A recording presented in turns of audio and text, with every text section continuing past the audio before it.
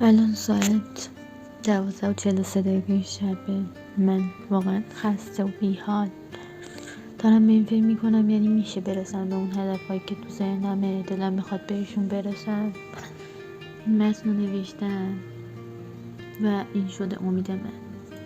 دونین چی؟ یعنی این که این نوشته هر زمان که تصمیم بگیری میتونی برنده بشی. به خاطر داشته باش افرادی که از میدان میروند هرگز برنده نمیشوند و برنده ها هرگز میدان را خالی نمیکنند. یعنی چی؟ یعنی که تو تلاشتو بکن، این که بشینی یه گوشه هیچ کاری نکنی احتمال برنده شدن صفره، اما حداقل اگه تو مسیر باشی احتمال داره به اون هدف برسی. خلاصه که منم تلاشمو میکنم، امیدوارم به اون هدف برسم، چون الان یکم غمگینم.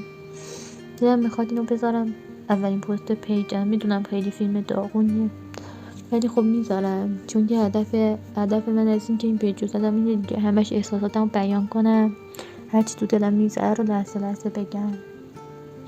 امیدوارم که شما هم به این متن عمل کنید. فعلا خدافظ.